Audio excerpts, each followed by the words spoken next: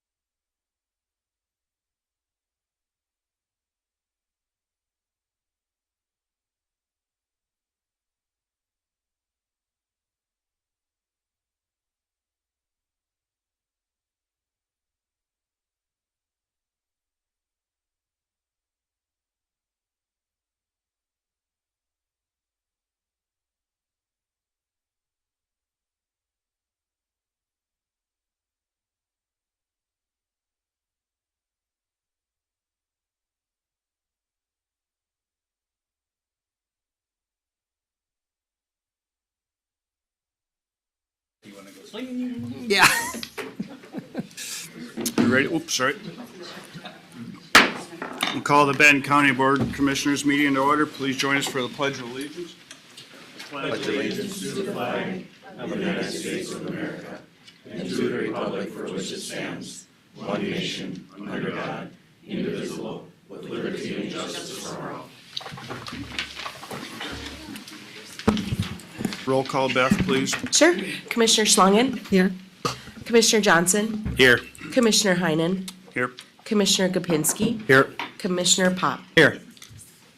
All right, approve or amend the agenda. Board members, anything? Mr. Chair, would it be appropriate, we can have some discussion here about potentially moving our ditch authority public hearing maybe in front of our 10 o'clock commissioner meeting updates? So that we can move ahead with that first and not have these people to sit around through all that, unless of course they choose to. I don't know, members, what's your thoughts? I would agree with that. Okay. Good with that. So then, Mr. Chair, I will move our ditch authority meeting in front of our 10 o'clock commissioner meeting updates at this time then. Monty, you've got something to do with that? Can we go ahead and move in front of all of that? Or are you concerned with the 10:51 start time, Monty? I suppose. Yep. Okay. How about this? As long as it's at least 10:51, we can do it at that point. Guess we could do that. Would you be okay with that, Monty? Yeah, I think we're bound by the published start time, because, someone may have seen that and they may not show up until 10:51. That's fair. Then I'll amend that to if we can start. So no sooner than 10. No sooner than 10:51, but once So that then you time. would recess at 10:51. Yeah, we could recess and Yep. our ditch Yep. authority. Yep. Okay. That, And just a small correction too, on your printed agenda, we had the comments by commissioners listed twice. If you want to talk twice, that's okay, but you can strike one of those out if you want. Okay. Just one of them? Okay. Yeah. And one of the times too? Okay, good. Okay, do we have a motion for, we got a motion? I'll Do we have a second it. Okay, we have a motion, a second with the amended agenda. I'll call the question. All in favor, say aye. Aye. Opposed? Motion carries. The county board meetings are broadcast live and video recorded on YouTube. Please refrain from speaking from the audience area and come to the podium so that viewers can hear you. County Board observes Robert's Rules of Order for its meetings, so please obtain the board's chair's consent before addressing the county board. Public comments are generally reserved for the open forum segment or public hearings. However, public comment on other agenda items may be allowed at the discretion of the board chair. As we begin today, please turn your cell phones on vibrate or turn them off. Thank you. Open forum, is there anybody in the audience that would like to speak in front of the board?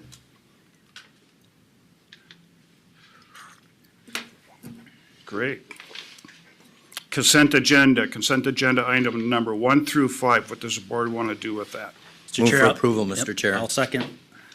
Okay, we got a motion and a second. Any further discussion? If not, I'll call the question. All in favor, say aye. Aye. Opposed, motion carries. Next, Monty. So we're now to our employee recognition.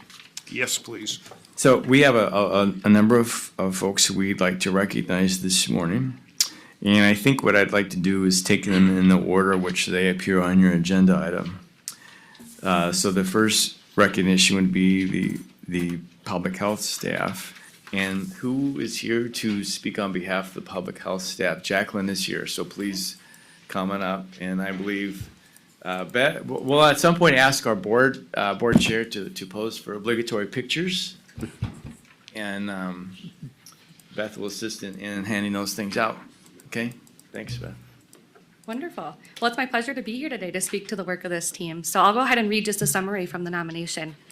Our public health COVID-19 response staff have persevered since March of 2020, working above and beyond their typical job duties while still maintaining their workload in their respective areas serving our community. This team has been innovative in working to meet the needs of our residents and has worked tirelessly to overcome some of the most unique times in public health.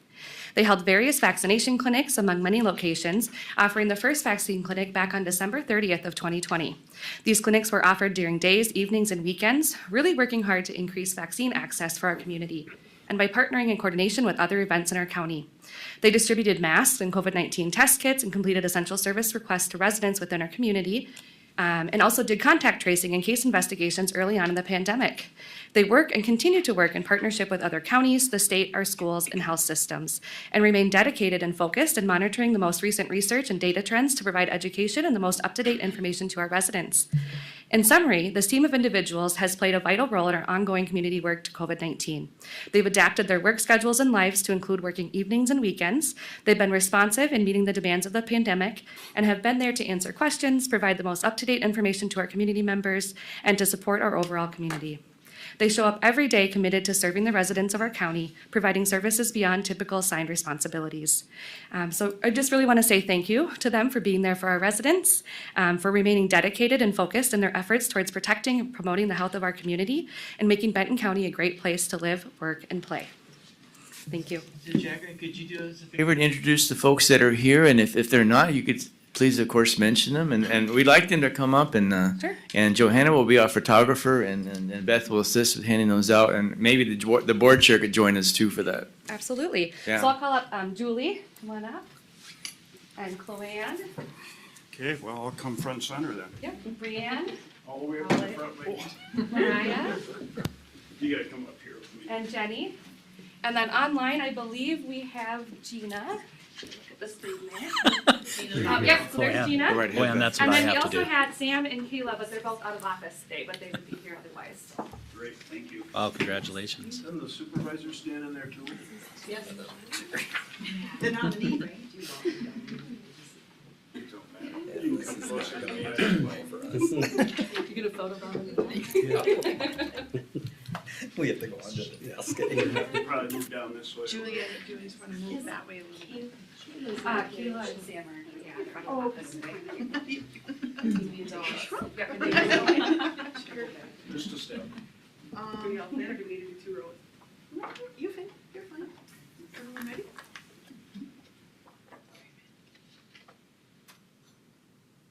I'm gonna take one of the screen too. So I hope she knows. Gina, I'm taking a picture of you.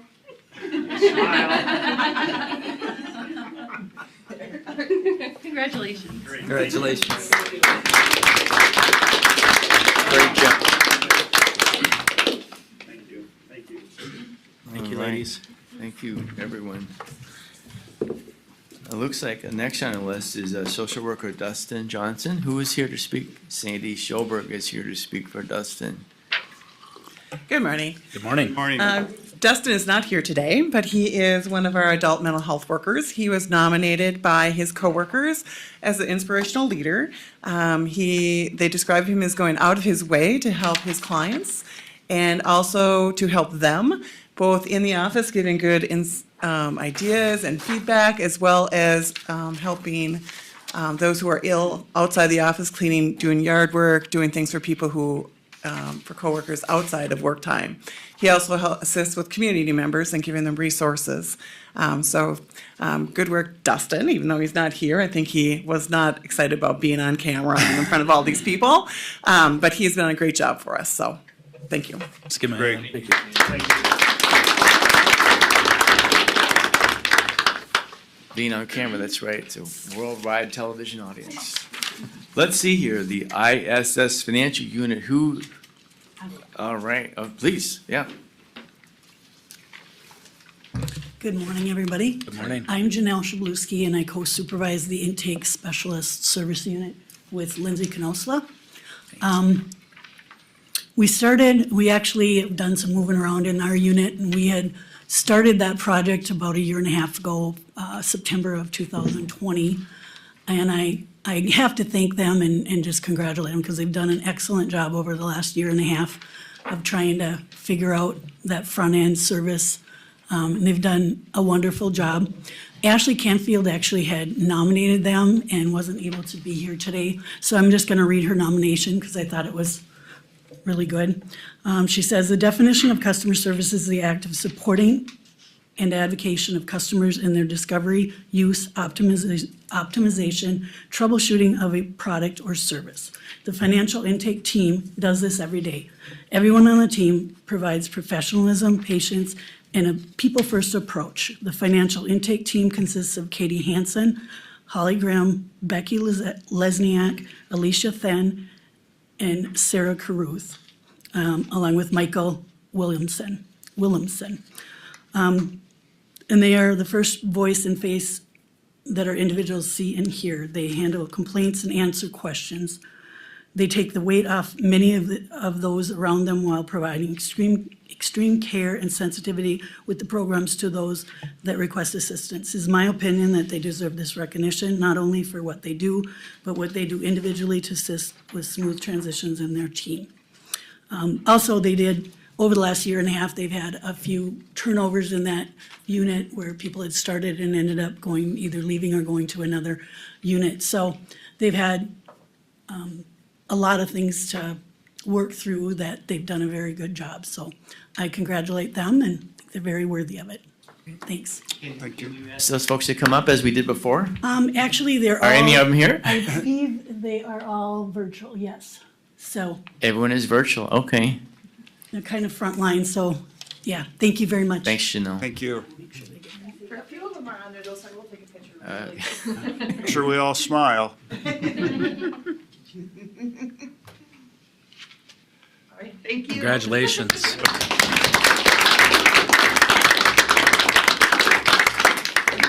And let's see, I believe we are now to Corey Tomford, and is Jeff gonna speak on behalf of Corey? Come on up, Jeff, thanks. Is Corey with us? Corey is not. Oh, Unfortunately, Corey is busy doing mail right now. He's got repair going on out at Public Works, so he was unable to make it, and he's a little shy too. So. yep. But I'm here to speak on this. Corey is a very good worker. Corey is well known and a well-known face in the county, and it's because that he's willing to go over and beyond, and I think everybody's comfortable asking him for some help here and there. During this changeover with the cleaning service, Corey's been instrumental on picking up a lot of slack as far as doing extra vacuuming, emptying garbages, and all that fun stuff, along with his regular duties. Also during this time, we had the work release female units shut down in the jail, and to help out with that, he was training in a new guy on how to wax floors, strip floors, shampoo carpets, and get a lot of extra work done in there, being we had the time being in empty units and stuff. And always Corey's been in a great mood as far as doing it, and a lot of times I'd see him walking around with some sweat on his brow, but he always had a smile on his face. I'd like to see. Great, thank you. I think it's a Thank lot of you. work that kind of goes unnoticed a lot of times, and I just wanted to come and recognize him for doing that work. Great. Thank you. Thank you. Thank you, Corey.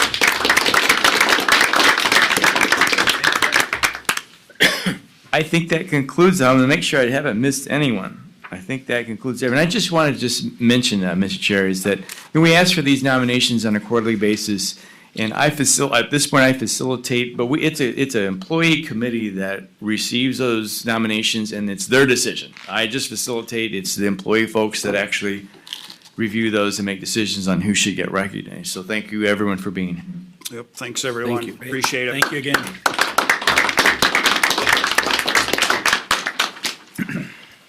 I believe it's time for a presentation from the Great River Regional Library, and Karen is here with us.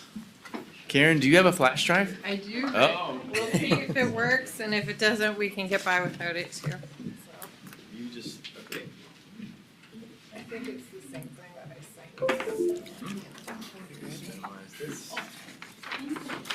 sent. There's no slides. So, Kingston, that's the You wanna one. find your presentation? Will do, thank you. more? No, and I'm not seeing it. Oh, from Michelle. Oh, I know. I'm looking at it around here. Here we go. Oh, there's two here, Beth. Or Yeah. actually, there's three. Super There easy. should Yeah. be three. Oh, yep, 6, 7, and 9, yep, she'll bring you one more set.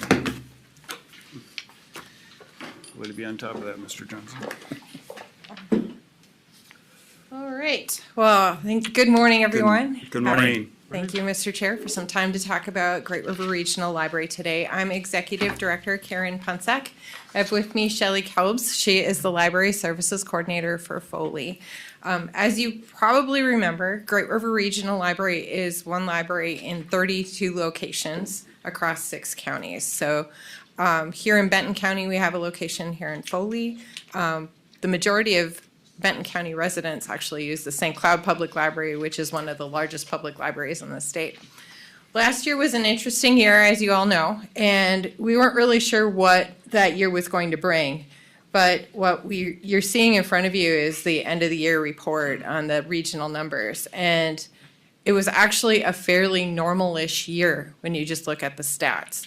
The things that really stand out, especially, is the digital library usage. In the last 2 years since COVID hit, digital library usage is actually the second largest circulation in the region now. It's St. Cloud Public Library and then the digital library. So that shift we see continuing even into 2022, that more and more people are using ebooks and e-audiobooks online, in addition to using their libraries. The things that are slightly different are computer uses. A year ago, we still weren't fully open in all of our locations, and so it's taken a little longer for some of those numbers to come back. And then pre-COVID, we had launched a service called Print to Go, which allows people to print from any device, which means when they come in to use the library, they don't necessarily have to use a library computer to print. They can just print from their phone. So as we make things easier for people, it changes the numbers of some of our more standard services that we offer. You can see here that the locker system down in Sartell is still checking out gangbusters too. We signed a 6-year agreement with them last year, so we'll continue those services into the future. We also sent out our annual report. It highlights some of the legacy programs that we offered in spite of not being able to gather for the full year. We did a lot of outdoor programming last summer. And so Paper Planes was one of those outdoor programs that came out, and they actually got to make paper crafts. And we also focused more of our legacy programs on offering cultural experiences. With a lot of interest in diversity, equity, and inclusion in the region, it's a real opportunity to bring different cultural experiences across the region, both in person and virtually last year. So you can see some of the images from those programs, and they were very well received. 2 big items that we talked about at budget time that came this year are a change to open hours and then the move to fines free. So we added open hours in 27 locations at the beginning of the year, fully received an additional 1 hour, and it's also standardized their schedule. In addition, we went fines free on all materials. So in June of 2019, we had moved to fines free on just kids materials, and we had also seen a corresponding increase in juvenile circulation. And with the way the budget played with fines over the last 2 years, it seemed like an opportunity, since fewer people were generating fines over the last 2 years. It created a space within our budget to actually increase access by going fines free on all materials. Materials are still due back, and if you don't return them, you get billed for the lost item. It's just, we're not charging you $1 a day if your DVD is late. We're not charging you 10 cents a day or 25 cents a day if something is late, because that barrier has prevented people from coming back to the library in the past. So we're focusing our energy more on those positive experiences as people have been coming back into the library. And Shelley can talk to you a little bit about how those things look at the Foley Library. She also manages Clearwater, so she's got a lot on her plate. And before I step away from the podium, I also want to recognize Commissioner Ed Popp for being on our library board. He's the chair this year, so thanks for your leadership. And then you probably know George Fiedler. He works for your Veteran Service Office. He's also on the library board as a Stearns County representative. So we have some good Benton County representatives at the board, which meets tonight. Once Shelley's done presenting, if you have any questions, I'll be happy to take those as well. Thank you. Thank you.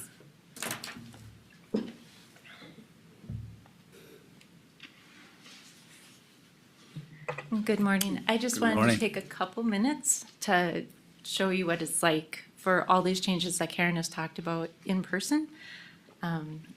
This last year really has been dedicated to removing barriers in all the libraries, mostly or mainly in the reintroduction of programming, diversity, equity, and inclusion in our collection, and the move to being fines free. That reintroduction of programming was really important for a community that was hit by COVID. Many people were feeling very isolated. They had given up a lot of the activities that they had originally done. in the Foley Library, we started virtually in April with a presentation by Doug Oman. Not everybody was comfortable in that virtual environment. So it was really important to get people back into the library doing the things that they had previously experienced. At this point, coming into the summer, we now have story time scheduled on a regular basis. We are doing a STEM program on once a month after school. We've got our book club up and running again. We have 12 members who regularly attend and are very happy to see their friends again. In the last fall, we did a library escape room, and most recently, we have worked with the high school art club, and you may have seen the article in the Benton County News. Those students were given the opportunity to display their art, and that gives them a chance to get grants and scholarships when they pursue a degree in art later. We have had a reptile program, which made some people uncomfortable, but was the highlight of many kids' lives. And in the Foley Fun Days lineup, we will have Circus Mandahai, which is a Mongolian circus to again highlight that diversity, equity, and inclusion. And we will also be having paper planes, which we've never had before, which is seeds and paper making. And I have a feeling that that's going to be a hit with the community too, where they get to get their hands gooey and take part in something. I know diversity, equity, and inclusion seems like a really big thing, but the example of it for me that hit home was we have tried to highlight some of those titles in our collection. And we had a little boy who came in a few months ago and was just so excited. He's like, "Mom, look, that boy looks just like me on that cover of that book." So all those efforts really hit home. The last thing that I wanted to say was that the fines free, although we had a lot of people that were very hesitant, they wondered where the funding was going to be coming for the library system. How can we go fines free and lose that funding? We also had several people in the community who paid fines on a regular basis. They have now decided that they will donate to the library instead of paying those fines. But it does take a huge stigma off of coming into the library when people don't have to take out their checkbook and kids don't have to explain that Mom was sick and we just couldn't get there this last weekend. And it's been a huge relief for us on the side of the desk being able to say, you are welcome here anytime. You don't have to worry about these things keeping you from coming in the door. And it's continuing to be a very good experience welcoming everybody back in. And thank you so much for your support. Thank you. Thank you. Karen? Karen, maybe you want to explain a little bit that just because we're fines free doesn't give them the opportunity to check out more things when they're late.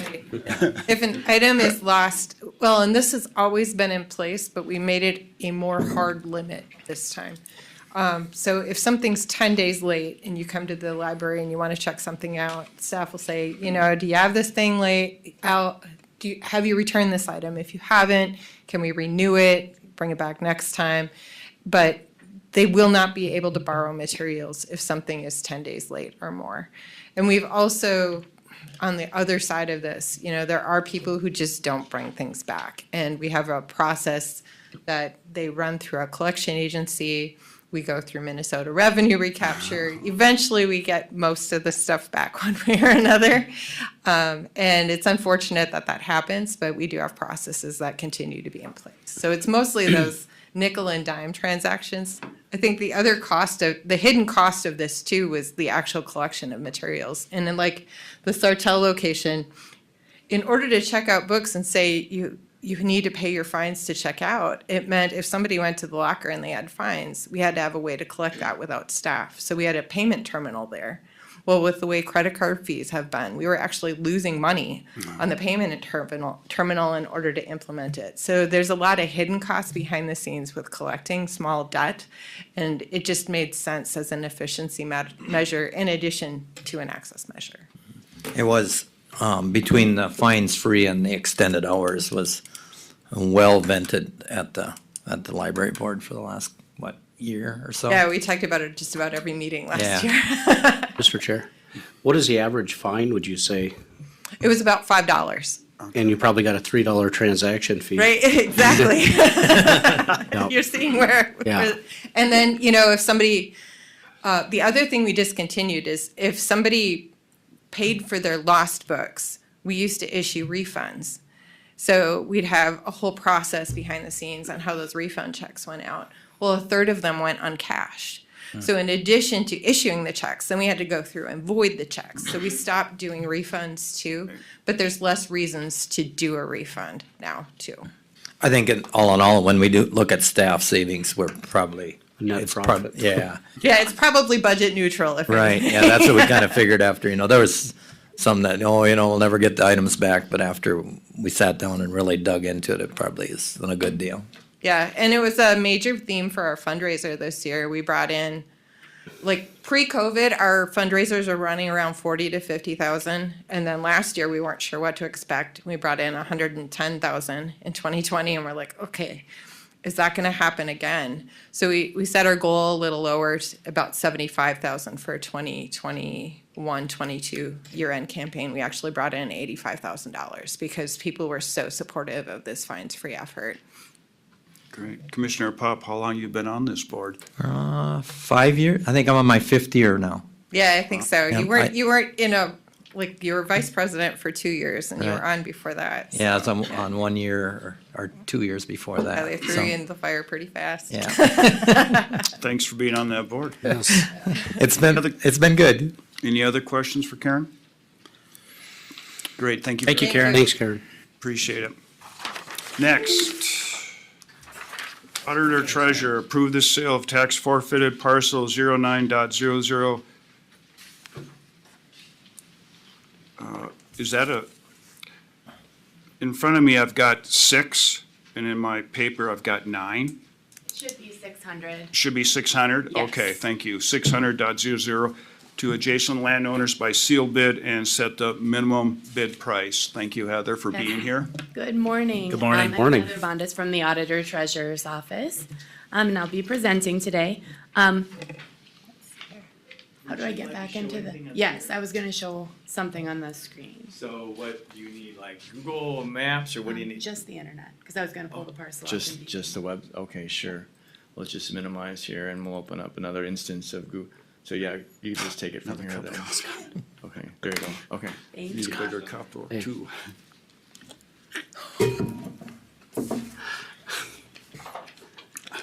You get a share. Get a big straw.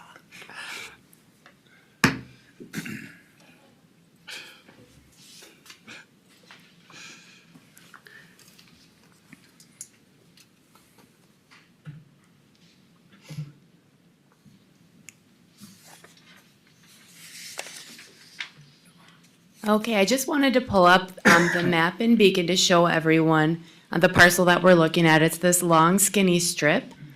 It is about 16.5 feet wide. It was a former cartway for Minden Township. We found that out, it forfeited back in 2013 originally. And when we were preparing the parcel for sale, we found out that it was a cartway and Minden Township had to go through the vacation process. That was completed in 2014. The parcel had to be returned to private ownership and go through the forfeiture process again, and it has forfeited again. It forfeited back in 2019. So it's been sitting out there for a little while. And we're looking at selling this through a private sale to adjacent landowners. The reason being that we're trying to avoid a potential for future tax forfeiture, because these small non-buildable pieces of land oftentimes will forfeit again if they're just sold outright, because there's not much that someone can do with them unless they're combining it to their parcel. So our intent with this request is to sell it through a sealed bid process to the adjacent landowners. That would be the parcels 0900607, 60101, 172016, 171960, and then these two parcels on the other side of County Road 47.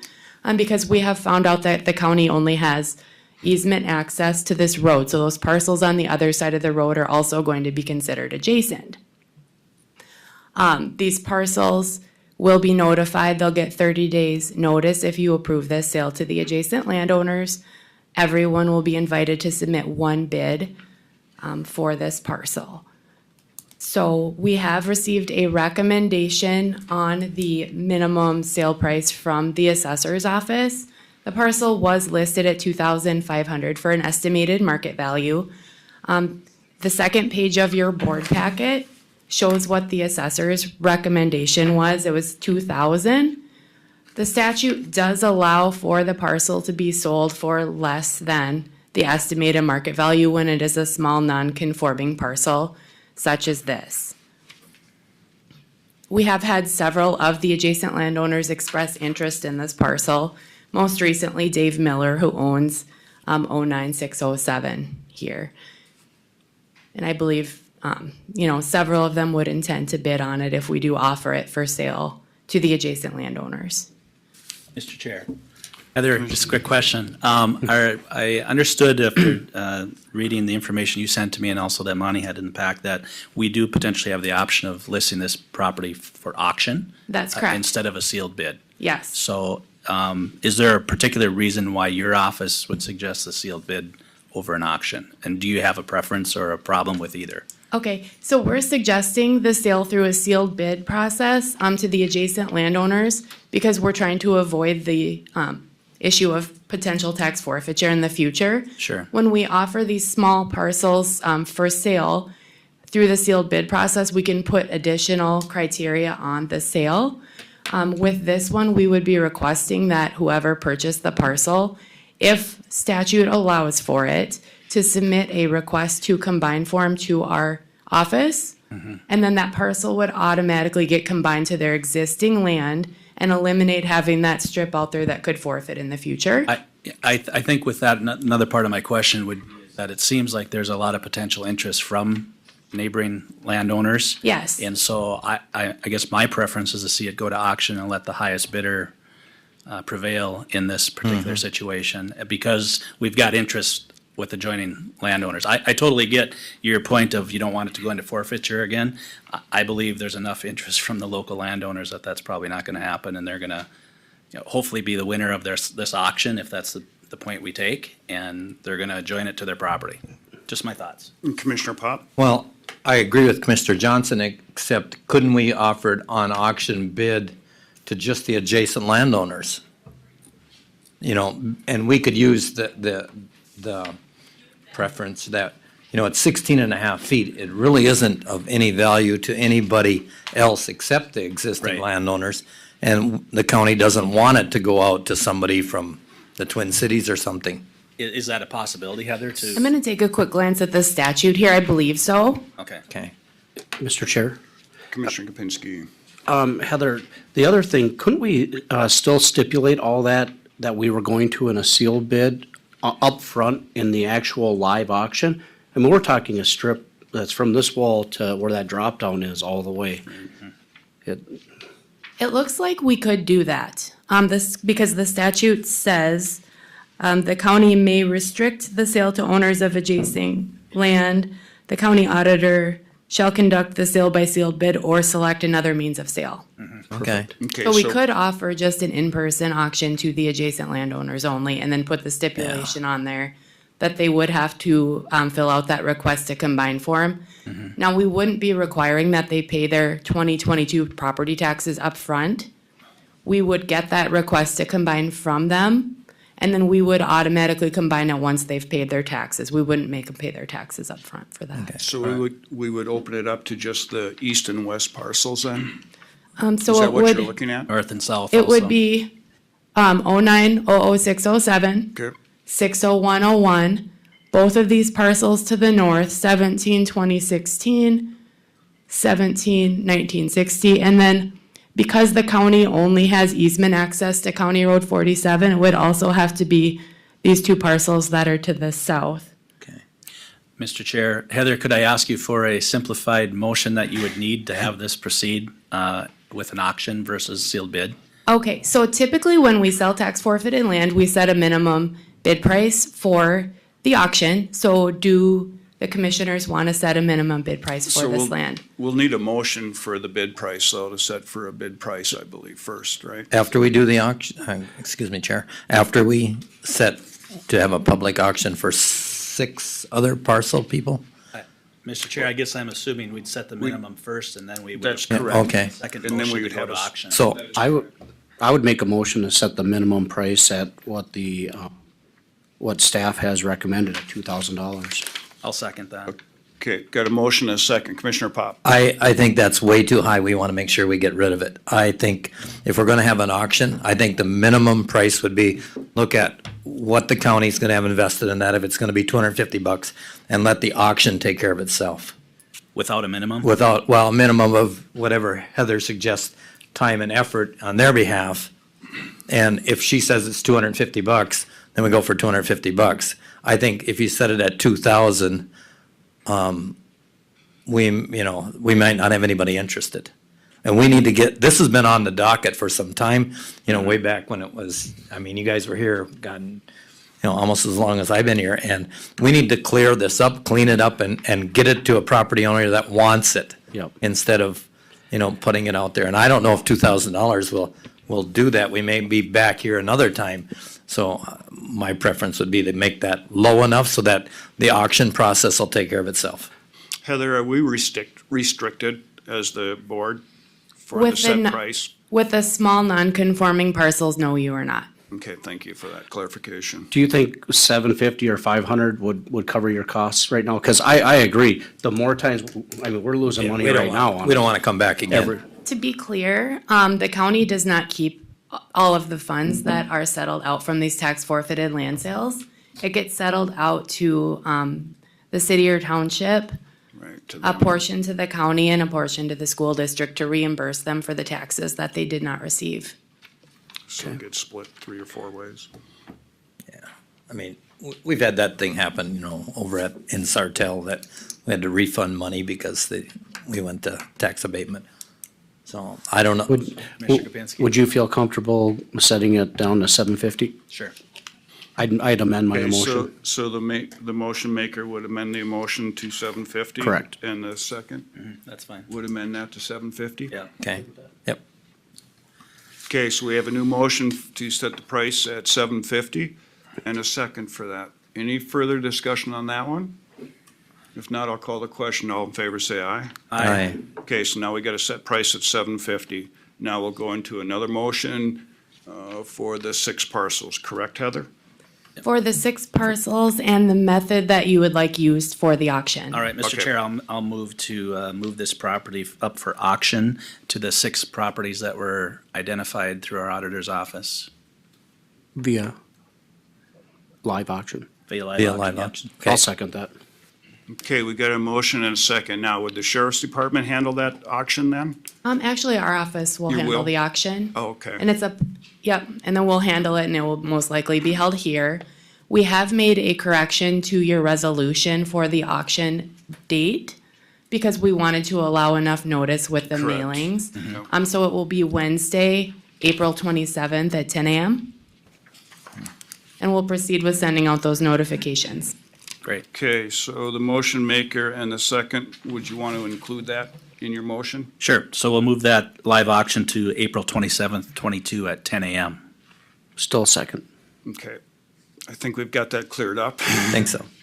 So we've got a motion and a second. Heather, anything else we have to add to this? That's before we- everything that we need. Thank you so much. Thank you Okay. for your work on it. I'll call the question. All in favor, say aye. Aye. Opposed, motion carries. Thank you, And so, Heather. Thanks for your work on this. I gotta know, does Heather have her auctioneer's license now? I guess we're gonna find out. Find out.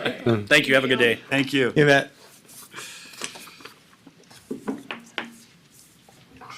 Bear with me for a minute.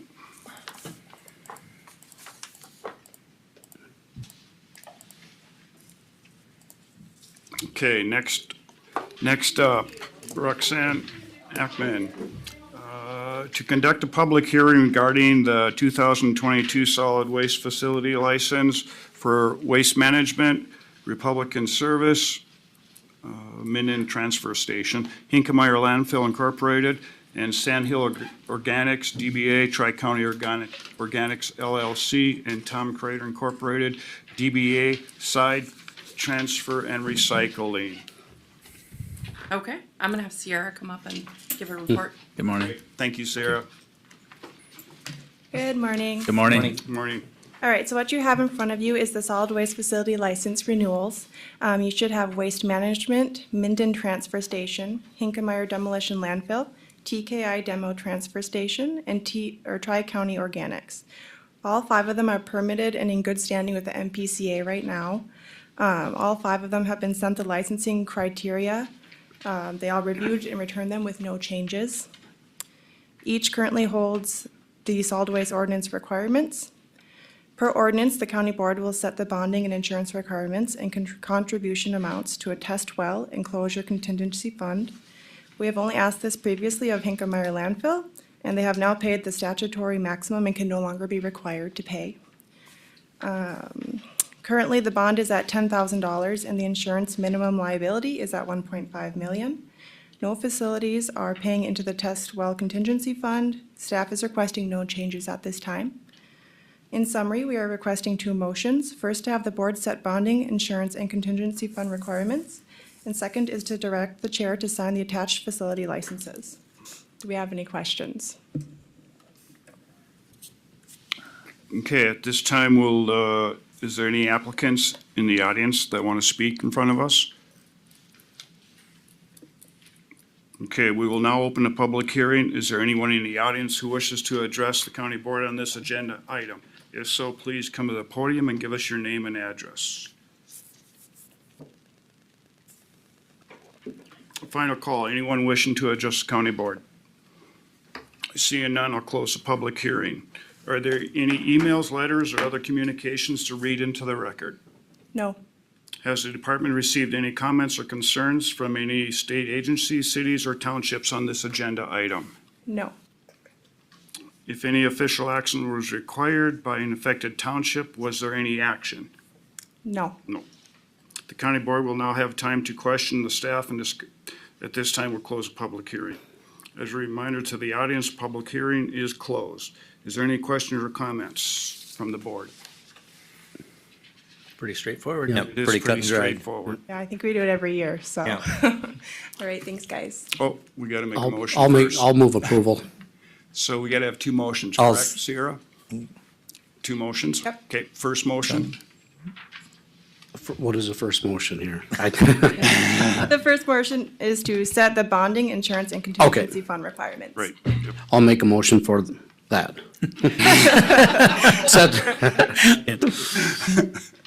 Thank you, Sierra, for that one. So we got a motion and a second. Any further discussion on the first motion?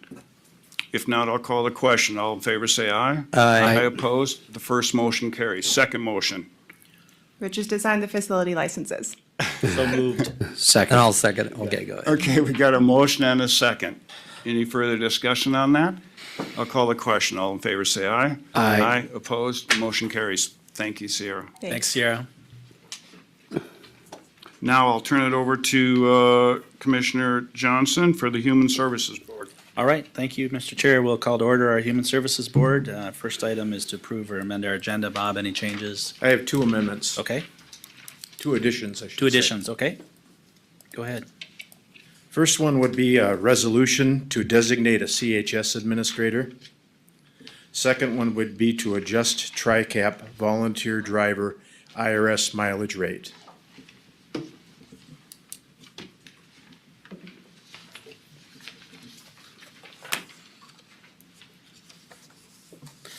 All right, members, you've heard a need to amend our existing agenda. Do we have a motion for that? Motion to approve the amended agenda. I thought we were gonna remove the COVID update, too. All right. Okay. Oh, We, sorry. we can, or we can go through that one more time. How about when we get to that, can we do that? If Yeah. you want it done You during can the just agenda? skip it, sure. Yeah. We are not prepared to do it, by the way. Okay. Oh, perfect. We just had Let's it deal last with that when Monday. we get to it. Yep. So we've got the changes for the 2 extra items for addition. We do have a motion. Is there a second? I'll second it. Second. All those in favor? Aye. Opposed? That's carried. Move on to our consent agenda. We just have 1 item on there, it looks like. Approval of our meeting minutes from So March 1st. moved, Mr. Chair. Okay, motion Second. and a second on our minutes. Any further discussion in regards to those minutes? Hearing none, all those in favor? Aye. Opposed? That's carried. Bob? All right, I'm gonna ask Sandy to come up here and talk about the first two, and then I will handle the second two. Okay. It's the HM, the software information system. Good morning. Good morning. Morning.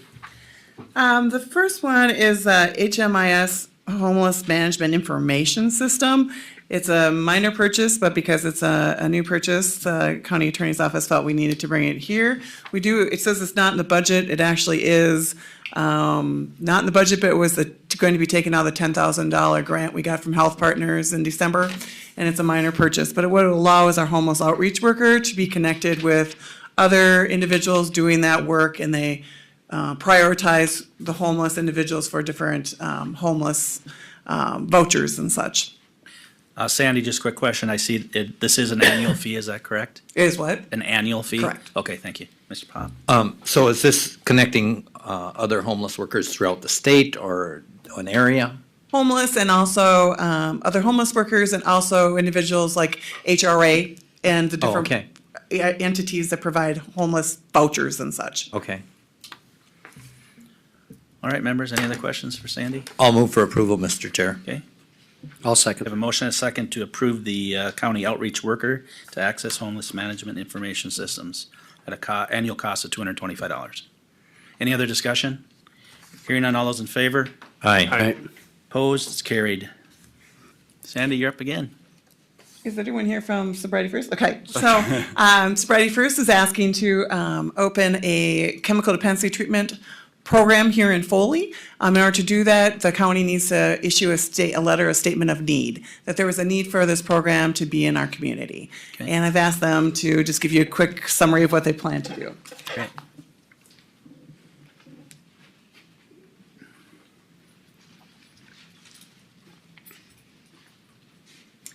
Hi. Good morning. Morning. Good morning. I'm Karen Urich Remus. I'm the Program Director of Sobriety First Treatment Center. So we are an outpatient chemical dependency treatment center. We currently work with the Benton County Jail to provide cognitive behavior therapy to the men and women within the jail program. We attend there twice a month. We also complete assessments with them.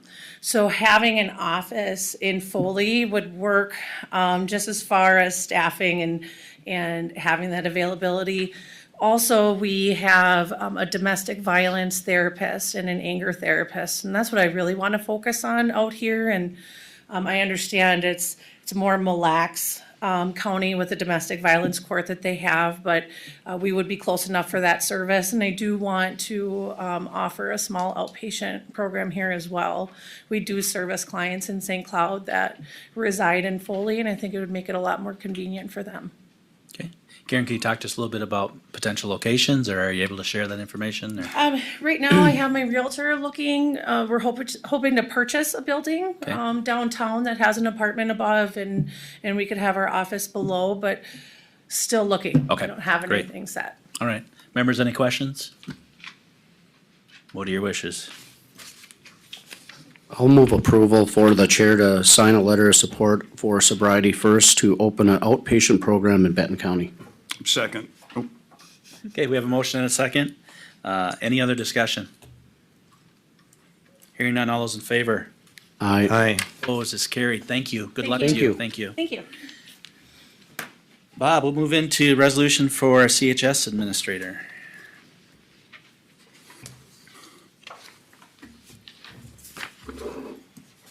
Thank you.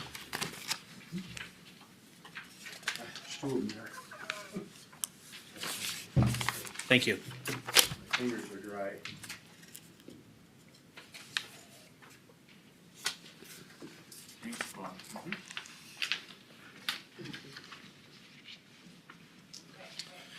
All right. According to Minnesota State Statute 145A-04 subdivision 2, it states that counties would need to designate a person to be the CHS administrator for community health services. And I have been in that role since 2015. And I have shared that role with a person that is no longer with Benton County. Recently, Jacqueline Litvin has has completed her first 6 months here, and we talked about in the application process of reviewing whether or not she'd be qualified to do that after 6 months. So after further review of that, we have decided that she is eligible for that, and she will be able to do that starting, I think, the 26th. But what we need to do is send a, let me see, the second page is the resolution or authorizing agent of the board to assign that to Jacqueline. So as it will stand, Jacqueline will be the primary and I will be the alternate going forward. Reason we have two, typically most counties have one, but as long as I do have this qualification, it will be hard to get back if I do give it up. And it's a situation where if, I think as Nicole Ruhoff, who was in that role before, she moved on, so we would have had to contract that service out. So I want to maintain that. Otherwise, it would just be one person. So with that being said, I would ask that the board would sign that resolution. Mr. Chair? Mr. Kapinski. Bob, this looks like a cost savings of $6,000, is that correct? No, actually, it would be just Jacqueline moving from grade 13, step 8 to grade 14, step 8. So it would be actually it would be an extra expense of $6,000. Mr. Chair? Promotion.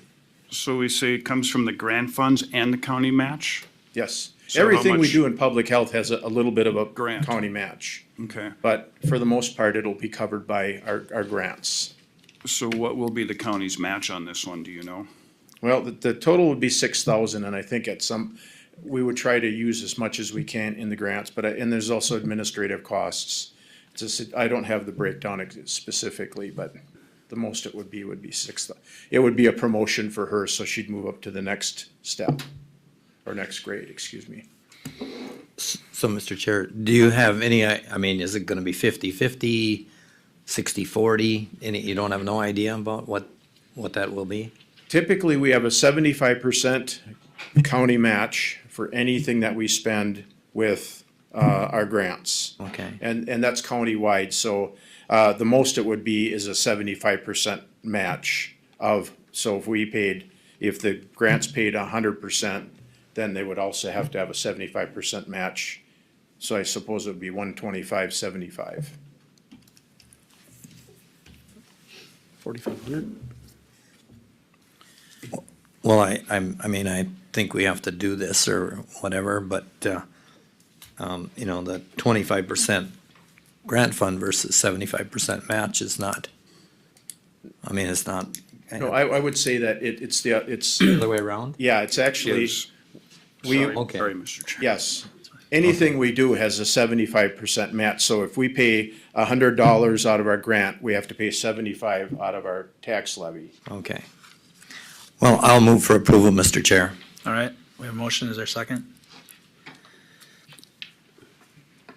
Second, So with the 6,000, it would be, between the two added up, it would turn into 6,000? Yes. Okay, motion and a second, any other discussion regards to CHS Administrator? Any other discussion? Hearing none, all those in favor? Aye. Opposed? It's carried. Item 2, Bob, adjust Right, TRICAP second one volunteer. is, I got a call from TRICAP, and we have what's, one of the services they provide for us is volunteer drivers. They provide rides for our elderly, for our different constituents in our county. And what's ended up happening is now that the gas has increased quite a bit, they're finding it hard to find volunteers, and volunteers are saying, we don't really want to do this, because now that the IRS rate is 58 cents per mile, they just aren't making as much, well, considering the fact that it's volunteer in the first place, and that's part of the only money that they get, it just isn't very lucrative to begin with, and when you start talking about the gas being so high. So we temporarily want to move that up from 58.5 cents per mile to 78.5 cents per mile until the gas comes back down under $3.50 a gallon. So we're just asking for a short, well, hopefully a shorter period of time where we pay a little extra in mileage so that we can appease our volunteer force. Right? So I believe that they'll make an adjustment here come July 1 in the mileage. I would think so. Yeah, that's what's been, in the past. Yeah. So if they make adjustment, then we would drop off some of that 20 cents, right? Yes, either that happens or it goes back under $3.50 a gallon. Right. Well, I don't think that's gonna happen. Mr. Chairman, I ask Bob a question. So Bob, is it TRICAP that's actually making the reimbursement to the driver, or is it the county that's making the reimbursement? Who's actually the payer in this instance? We end up roundabout paying for that, yes. Well, the only issue that is when you reimburse someone in excess of the IRS standard mileage rate, that excess is taxable income. So it's just, if it's TRICAP that's doing it, that's their issue. Everything goes through not them, our issue, and in so- roundabout way, it comes back to us, so it is them providing that, So they'd be responsible for any kind of tax reporting and so on. So, Okay. I just wanna make sure we weren't in that, cause that sounds kinda Correct. messy. That sounds kinda messy. Right. So what this would involve was I would have to put an addendum on the contract, and the board would, at that point in time, leave it to me to sign off on that when it is done. So you would be granting me that authority to move that into place, rather than bringing it back to the board. Bob, did you have any discussion with Lori in regards to, are the other counties doing this too? Yeah, that was my question. Do you know? I did not ask her if other counties were, but I'm gonna assume that all of the counties that are associated with TRICAP are doing the same thing. All right. What are your wishes on this one? I guess as long as, I'd be in favor of the motion as long as we are not held liable for any, any taxes or any accounting degrees that go with it, as long as it's run through TRICAP. So I'll make that motion. Okay. I'll second. So motion and a second to adjust the TRICAP volunteer IRS mileage rate to 78.5 cents per mile or until it drops to under $3.50 a gallon. Is that the motion? Is there something in July too? Well, or if they raise the rate. In July. Well, we'll never be held liable because it'll never be above 78 cents. So if they raise it to say 65, we'll only be liable for 12 or 13 cents then. Okay, with that motion and second, Michelle, do you have a comment on this at all? Yes, if you could also motion to direct Robert Cornelius to sign that amendment on your behalf. I'll amend the motion to direct Robert Cornelius to sign the motion. Okay? You I'll okay with amend the second. All right, any other discussion? Hearing none, all those in favor? Aye. Opposed? It's carried. Thank you, Bob. We'll move on to a COVID-19 update. I understood you to say they're not prepared for that anyways. I think the board was potentially looking at not having that done. That is correct. At each time, so do we need official action on that, Monty, or are we just gonna have some consensus and? All right. Anything else, Bob? Nope. Members, anything else? Nope. All right, we'll adjourn our Human Services Board. Thank and you. I'll send it back to the board. Thanks, chair. Bob. Thank you. Thank you. Thanks, Sandy. Okay, we'll reconvene our regular board meeting. Next on the agenda is County Administrator Monty Headley, discussion county commissioners redistricting. All right, so Mr. Chair, of course, at the recent board goal setting session, there was an extensive discussion of county commissioner districts and possible redistricting. Looked at various options, again, a lot of discussion about where there are options available and so on and so forth. And then there was a consensus that this would be before you today for a bit more formal discussion and possible direction. So I'll turn it over to you, Mr. Chair.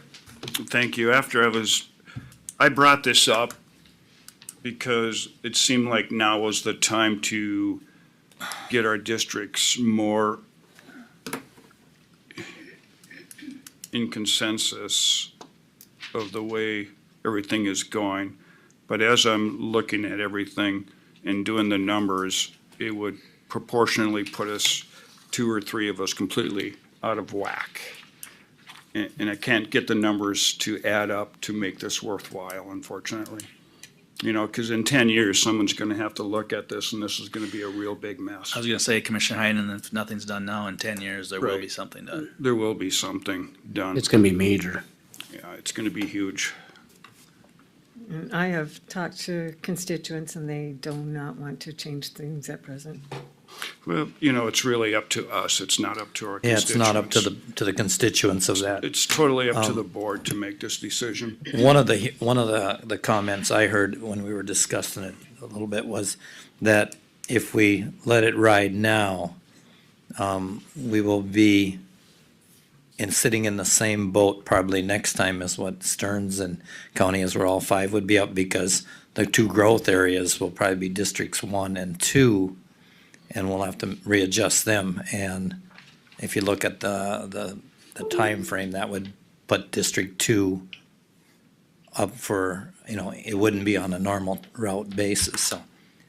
It's tough to do. It would take some doing if we wanted to do it, and I guess I'm okay with leaving it the way it is unless, you know, it's to the commissioners involved. I think it would involve the two Sauk Rapids and the St. Cloud, you know, commissioner. Yeah, everyone overlaps my District 3. I have no room for growth. My whole area is already built up. And that's the real concern that I have for District 3.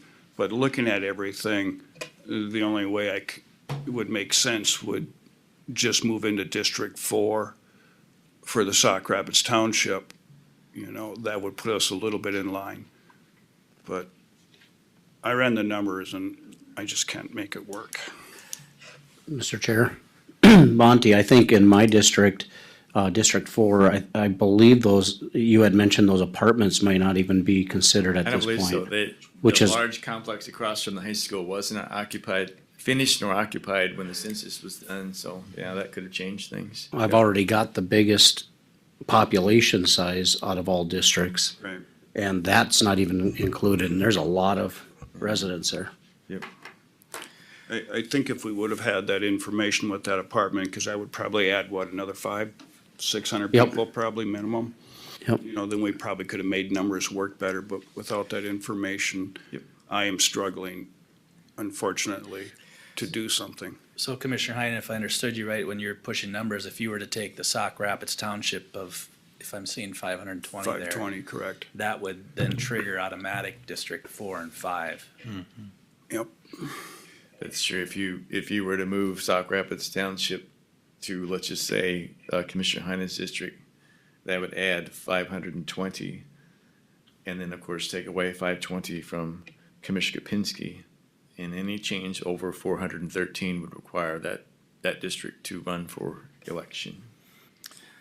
And I'll be up for reelection this year anyway, or that next was, year, that was my. you know, this fall. The so- part I looked at a little bit was if we did exactly what that was and move Minden Township to Commissioner Heinen's district and move a precinct in Sauk Rapids. If you went back and looked at some of the old maps, it used to be that way, and moved a Sauk Rapids precinct into District 5, we come somewhat in line with that, and I guess that would be one way to offset a total revamping next time. But that would also still trigger all three.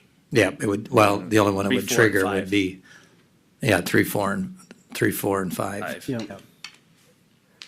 Just a note, Mr. Chair, of course, thanks and appreciation to Scott Zwick for these excellent maps.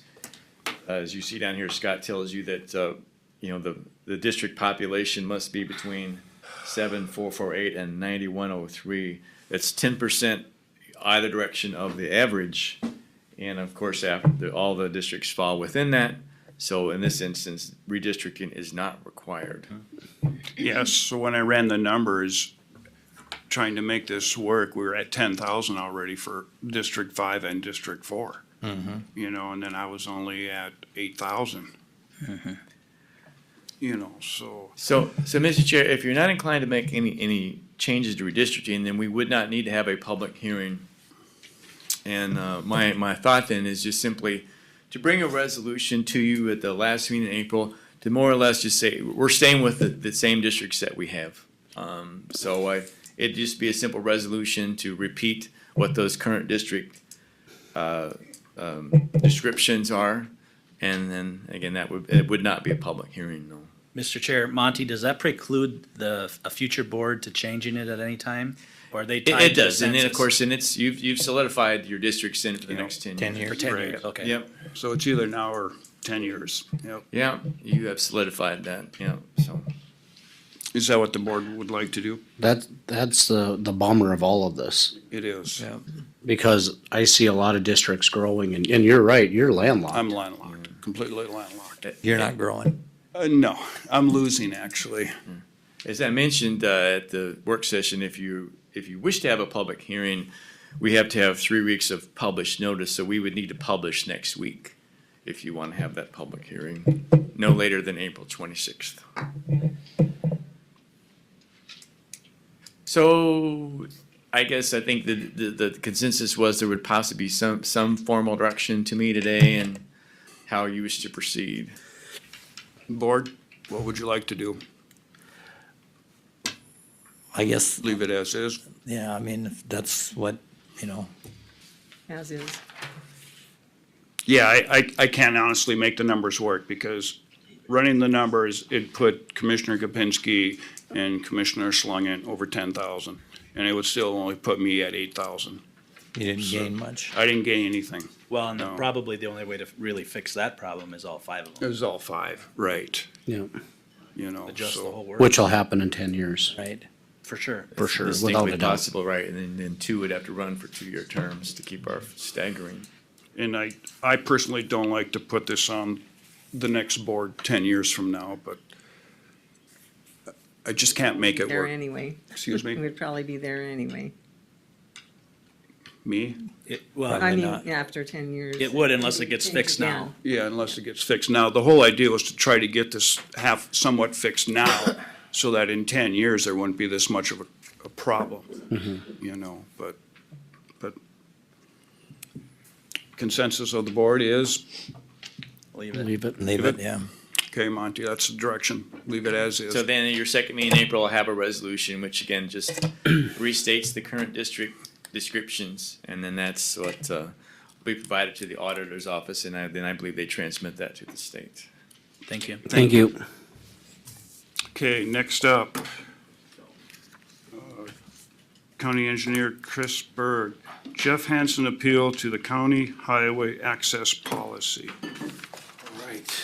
Good morning, Mr. Chair. Good morning. Morning. Allow me a moment here to bring it up, just so we have some documents to look at. This is an issue that has been before the board before. We've talked about this. This is a request. It started out as an appeal to our entrance access spacing policy. Wetlands came into play at one point. The applicant had to do some extra work to verify that they're going to meet a de minimis exemption for wetland impact. And I appear the applicant is here, but it appears that maybe they have completed that, and we're coming back to ask for board approval, I suppose, of their permit application. What I have on the screen here is basically, we call it a civil set plan. Maybe I should share my screen for those participating at home. Of the driveway location, that was kind of the guidance at past board meetings from the board, is try to line that entrance up with one that's across from it. This puts it about 470 feet from the nearest entrance to the south. Our access spacing guides us towards 480, so that's where we're deviating from the policy. Couple things, we need to, as engineers, we need to verify the pipe size that needs to go underneath the entrance. They're suggesting an 18-inch, that may be correct, but we just want to do our due diligence to verify that that is the correct size of pipe to continue flow through that ditch. So yeah, I guess that's what we're here today, see if the board's ready to approve the entrance application. Chris, after I was blowing it up, I had 440, so maybe I couldn't see the numbers correctly. That may be, I didn't, I remember one time we were talking about 470. I guess, I do not know Maybe you could be correct. Did you scale that off of the plans? No, I was just looking at everything that I've been seeing. I don't know if it was 440 or 470, but I do know 460. that we had a couple of requirements. One was that we get to the crossing of the driveway on the other side. Yep. And the other one was the wetlands impacts. I guess I really don't care if it's 440 or 470, that we just move in that direction. I think the applicant has done, his diligent work and got it done. And it's a house, we're creating tax base, and there's some things like that. And what happens after we grant him the permit or how he gets there is not for us to decide. And I understand that. So, Chris, you said it's 470, you thought, is what it is? I thought maybe. I mean, Jeff, do you Mr. recall Hanson? exactly I the thought it was measurement? really close to 480. If you go to center, now if you go from edge to edge, Again, Mr. So- Chair, I think it's a moot point. Yeah, I agree. Oh, and that's fine. I just know we wanted to get as close as we could to 480. Okay. Yep.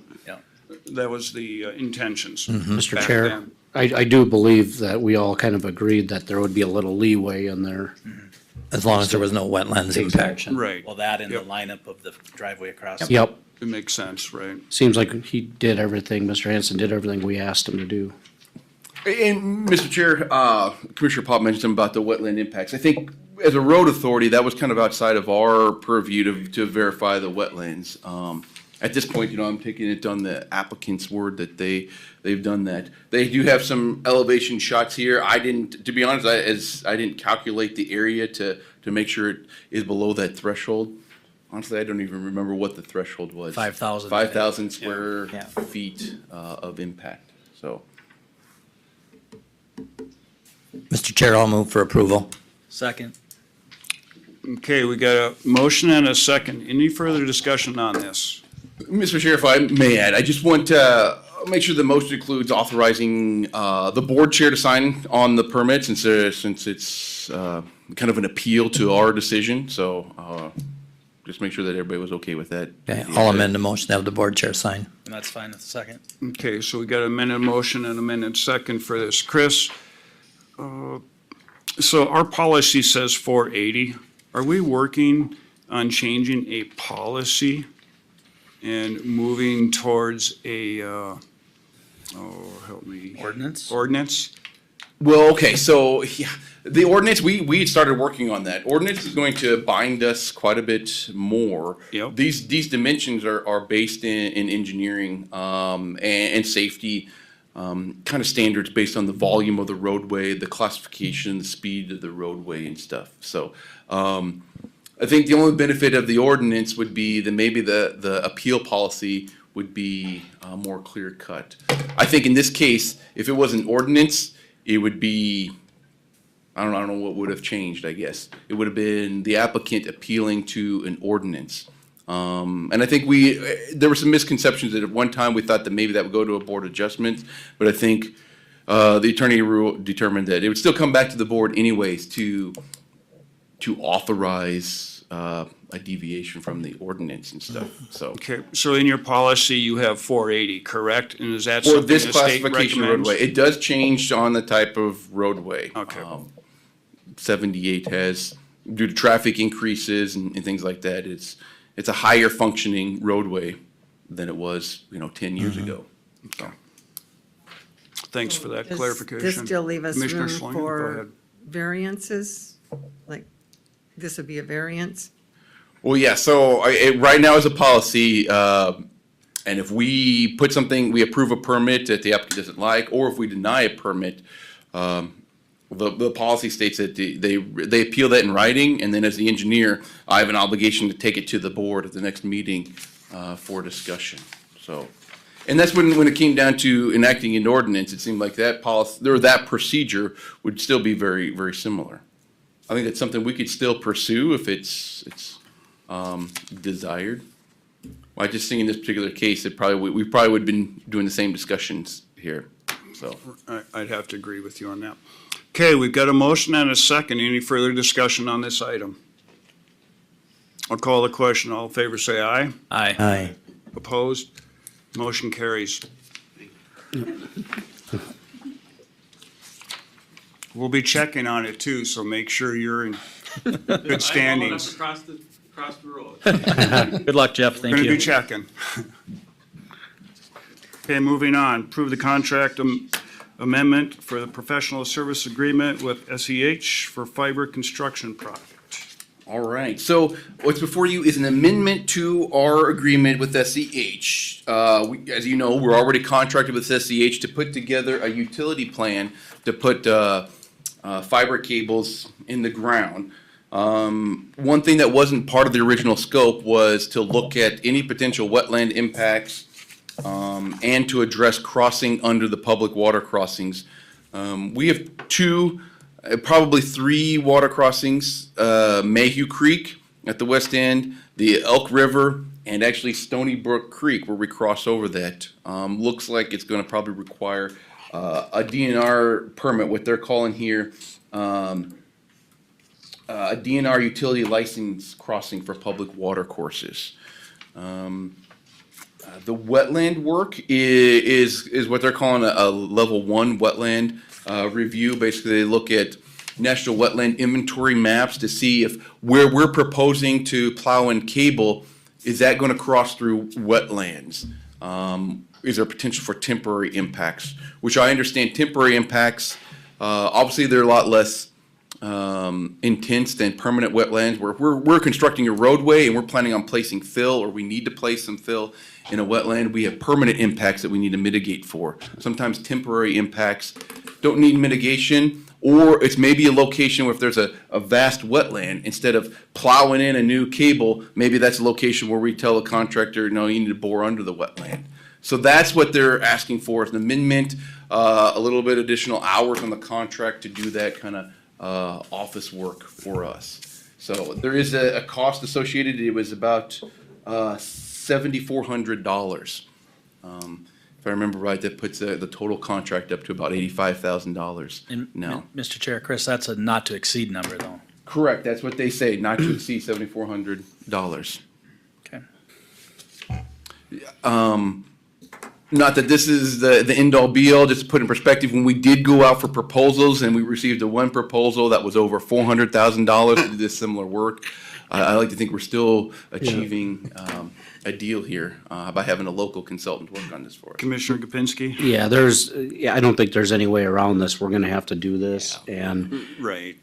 so I would make a motion to approve this amended contract for SEH. I'll second. Okay, we got a motion and a second to amend the contract with SEH. Any further discussion on that one?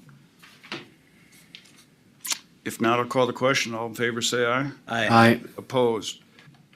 Chris, in my packet, I also have another item for you. Railroad? Road crossing. Railroad crossings.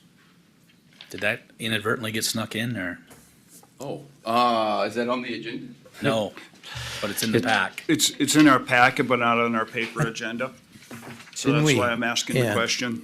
We had that discussion, I thought, already. This looks like a September 7th, 21, so it may have inadvertently Yeah. gotten in the pack. I can remember having that discussion. Yep. That is something, well, I know for a future meeting, we'll be bringing back an agreement, because there is railroad work planning this summer, so. It was in with Jeff Hansen's. Oh, okay. Inadvertently got put So in. when I was providing background information on discussions of previous meetings with Jeff Hansen's permit, because, yeah, we'd had at least, this would have been like the third board meeting, so I was trying to provide some background information, history on that, and that must have been the last meeting we had to include the railroad discussion. So I apologize for any confusion that might have led to, but if we can talk about railroads, I was just not prepared for it today, so. It's fine. I think we had that discussion already. Yeah. We did, yeah. So, okay, anything else, Chris, in front of us? That's all I have, unless there's any questions. Commissioner Pop? Yeah, I got a question. Chris, sometime in the future here, can we have a discussion with you and the assistant county engineer? We're getting more and more requests for driveways. We've got one now where there's a parcel being split. I think we need to maybe look at how it's affecting driveway approaches to be a hard stop on this, whether it's 350 or 480 or what it is. We need to vent outside the box a little bit here on what they're doing. I think right now, what I see from people that contact me is that when it comes to Mr. Lloydalt's office. He's a hard stop on the number of feet to the approach. And I think we have to look beyond that a little bit, just because it's causing and I totally agree with what happened with the Hansons. That's a good way to go, but I know Mr. Johnson's got one right now. I got one up in my area that it's hard to justify what's happening in some of those cases to the constituents when they call. They're not looking at everything that's involved there, whether it's another parcel of land or sharing a driveway with heavy equipment. Up in my area, I think I talked to you, building a brand new home and doesn't allow for a driveway to be further down the road to access what has been sold off and, as property not to his liking, but because of family circumstances, and now he's stuck. And from what I understand, that one, the county recommended that, and he was young and unaware, and now he's stuck. Yeah, and maybe it warrants further discussion at a committee of the whole. Yeah, we are starting to see that a lot more.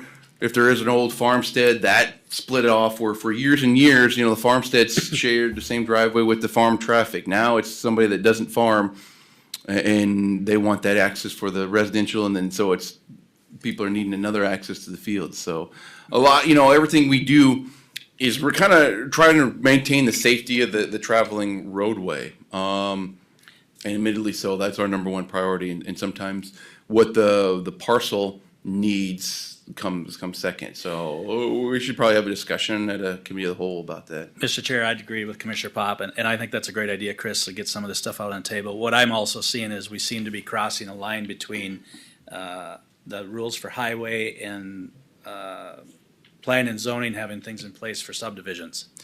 And so we're kind of going back and forth over this, and it's creating a problem.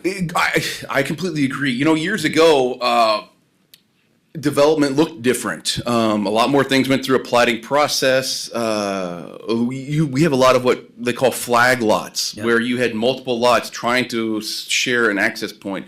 And the changes in the development code over the years has gone away from that. And from a strictly highway standpoint, and I'll put my blinders on to just highway engineering, it has made it more difficult for us to find locations for all those, because the parcel shape has changed, and it's going to result in more entrances on our roadways. So a lot of things come into play. I think it's good future discussion. Right. I mean, I have no problems with a development where they share a driveway, but I have a lot of problems when we're asking, the heavy farm equipment to share with a local person that's going to build a house. One where we're asking for high maintenance on the driveway, and we're looking at a safety issue. Commissioner Kapinski had something to add? Yes, Mr. Chair. I know we're dealing with one that we've been dealing with for probably a year now, that it's an 80-acre parcel that they applied for a new driveway because he rents out his property for a farmer, and he was told that he needed to take away the other driveway, or he needed to pay for this additional driveway. And I get the whole cost of culverts, and we've been down this road many times, but this is on a gravel road, and he since he's owned it in 20-some years, nobody's done any maintenance on that other culvert. So now he's being double punished, and the house, I think, is valued in the $400,000 or $500,000. So we're getting good tax value out of that.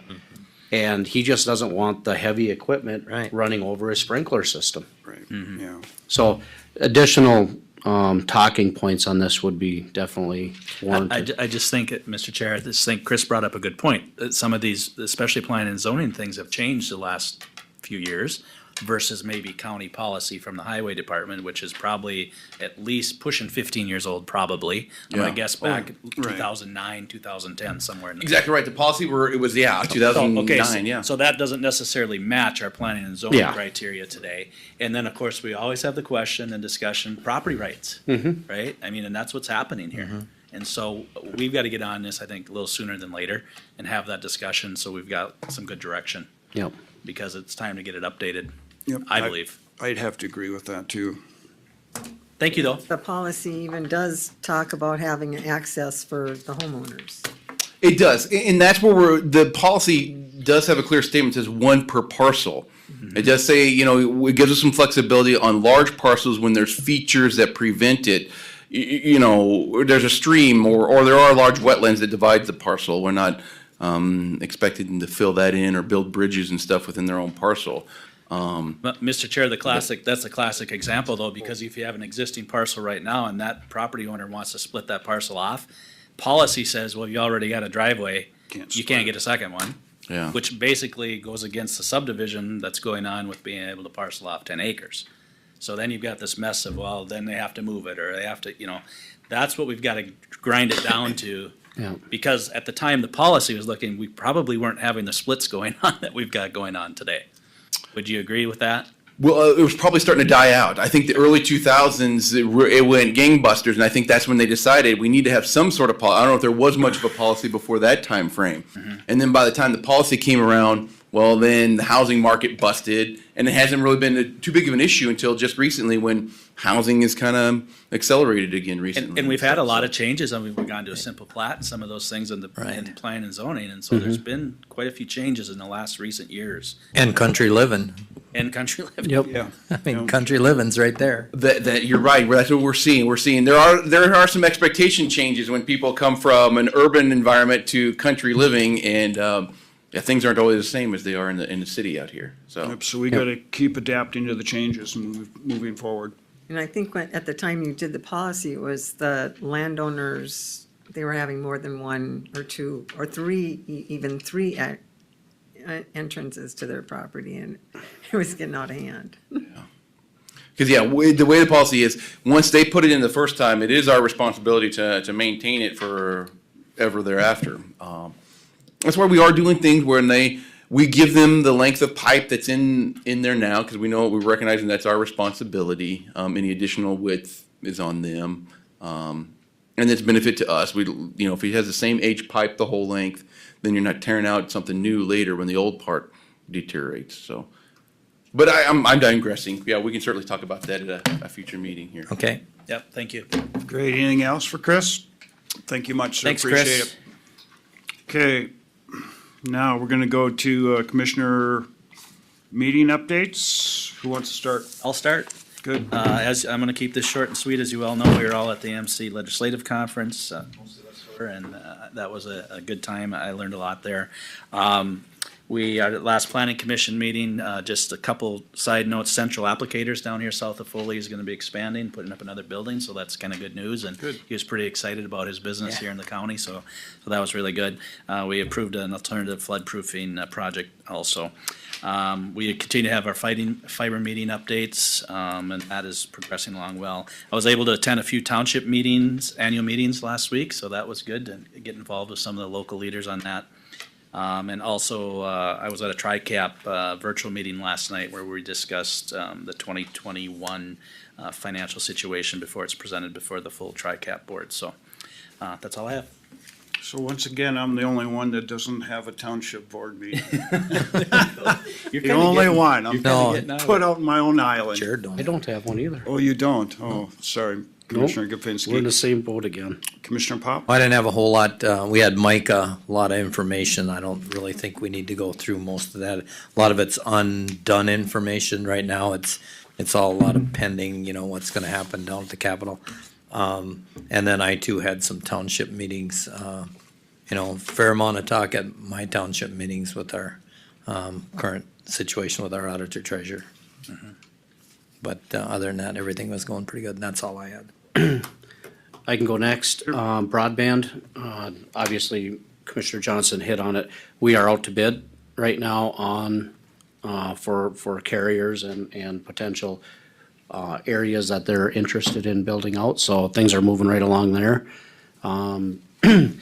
APO meeting that I sent you an email on the 7 West meeting, and then transportation, I think it was April or March 25th or something like that.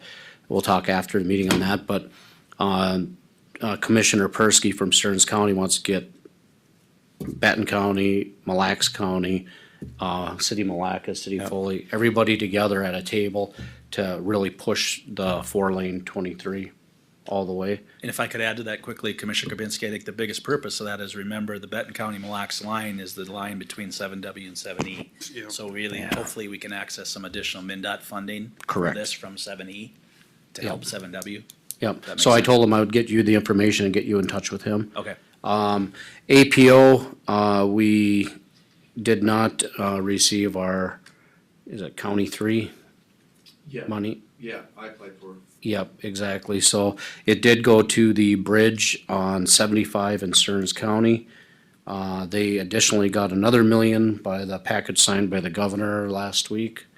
So, good for Stearns County, bad for Benton County. We'll have to continue to move on that. Did we get beat up because we couldn't make the last meeting? Nope, we did not. I made sure that they understood. I was on vacation and your meeting ran late, so, but, they did not have a quorum, There so was- we weren't the only one. There was some emails sent out to us. Yep, yep, That I didn't appreciate. yeah, but there, I think we weren't the only ones that were there. weren't Apparently there? not. Yeah. Yeah. So, other than that, that's what I have. Thanks. Commissioner Schlangen? I'll let you go first since we're doubling up. I'm gonna let you go first. Me first? Okay. I went to the Minden Township meeting and they have a new IT guy that's helping them with the website. Central Minnesota Council on Aging pretty much went over their budget items. And we have the Criminal Justice and Career Solutions. I'll let you handle those. Is that all? Yep. Okay, so yes, Beth and I serve on Career Solutions, Joint Powers Board. Wasn't a lot to add, other than Dee decided to go their own direction. And they're going to the library from noon to 4, even though they hold the lease on the building with us, and we have the lab and everything available. But they're still not letting us open up, so they went their own direction. So this is gonna be an interesting topic moving forward with me and Deed and a couple of other people. Once again, criminal justice meeting. They talked about the CAT team, homeless outreach position. But one thing of concern, Deb Anderson talked about our beds that we're using. And Monty, do you remember what she had? I know she sent us an email, you and I. Yes, apparently there was a juvenile that needed to be placed. Yeah. But our bed was already Full. taken by Benton County Right. Juvenile. And so that kind of answered that question, because there was a perception somehow that we were denied access to our contracted bed. Well, it's because there was one already there. Right, so then we had to house that individual Someplace in else. Fargo. Wow.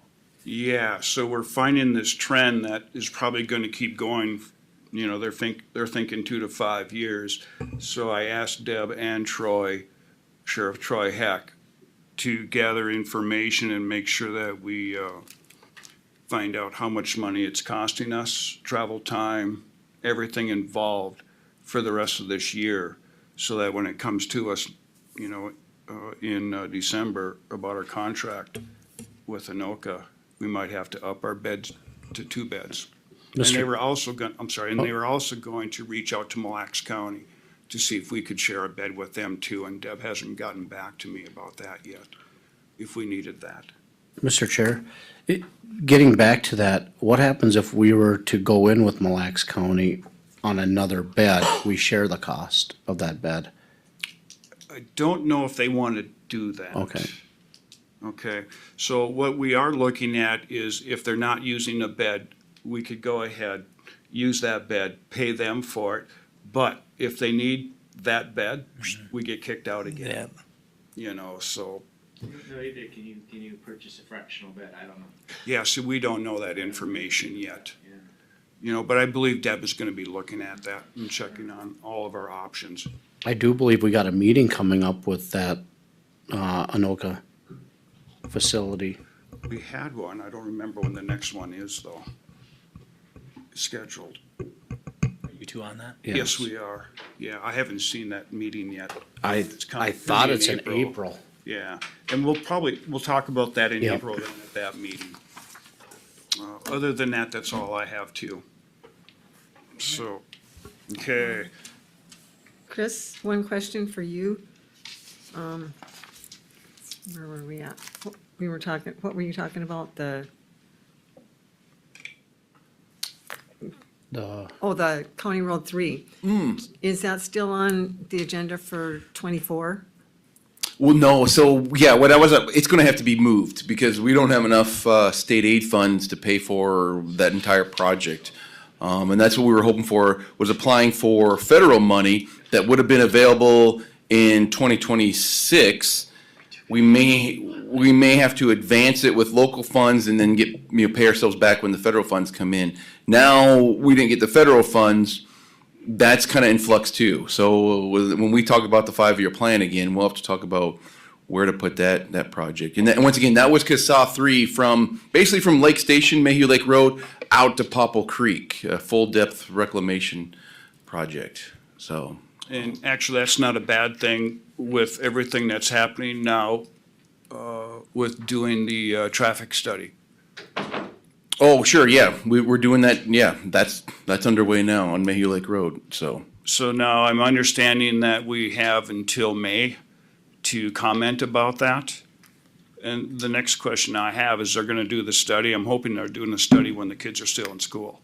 Yeah, as far as I know. Otherwise, we're wasting time and money. Yeah, what I understand is Brian Gibson with the APO gave them the green light to start working on that. So yeah, that was our intention, was they start collecting data while school is still in session and we see all that traffic. And I do believe that was gonna go through like December or November of next year too. So we might get some this year and some next year. Yeah, because I think it's a 1-year contract from the date that it was approved. So yeah, we should catch some fall. Yeah. I'm hoping we're starting to see some drafts by next fall though of what they found out. So, but yeah, that's the struggle with the federal money. You're applying for it so many years out, and then when you don't get it, that does have impacts to your plans here at home.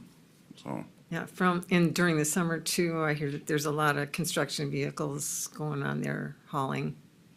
Oh, on For road projects. 3, yeah. So there's some work we haven't talked about it much here, but there's a lot of work on MnDOT Highway 10, just north of Sauk Rapids that we could see heavier traffic on our county roads this summer, yeah. Which is nothing unusual either though. Okay, anything else for commissioner meeting updates? Okay, we'll move forward. Comments by commissioners? Same thing. Same thing? Cross her off. Cross her off, we're done with them? Yeah. Okay, set committee of the whole meeting? All right. It was the consensus of the board to continue having employee forums 3 times a year. So I looked at the calendar and I have suggested, they coincide with county board meetings. So I'm gonna suggest April 5th, August 2nd, and November 1st. April 5th, August 2nd, and November 1st. So it'd be at 8 a.m. preceding your regular county board meeting.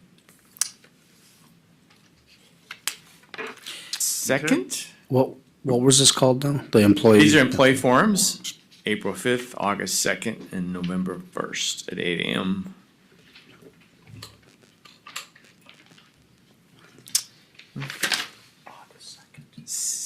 Moving on to the second item is the Park Commission plans to meet out at Bend the River on April 18th at 4 p.m. to discuss the forestry management plan for the pine tree stands and otherwise out at the park. We mentioned this a long time ago, and I thought it was important for the county board and the Park Commission to visit with the forestry expert on site so everyone is clear on what would get removed and what would stay before the chainsaws get fired up. So you're again, so April 18th, I believe that's a Monday. At 4 p.m., we would meet out there on site with the forester and Park Commission. They would then have their regular meeting afterwards at 5:30 at the Lakeview Center. So, just a little reminder again, the notion here is that a commercial logger would remove certain trees under the direction of a professional forester who would monitor that, and then the county would be paid the value of any of the wood that's removed. So there would be there'd actually be some small revenue coming to the county as a result of that. And the forestry management was a significant project in the Benton River Master Plan. They can thin things out, remove the dead stuff. Yeah, so, okay. Next one, Jim McDermott wants to arrange with you some training by the Minnesota Department of Homeland Security and Emergency Management. It's about a 2 to 3 hour training this offered by the state for local elected officials on their emergency management responsibilities. Jim thought, particularly since we have new board members, it might be useful for you to hear from the folks at the state about local responsibilities for emergency management and planning.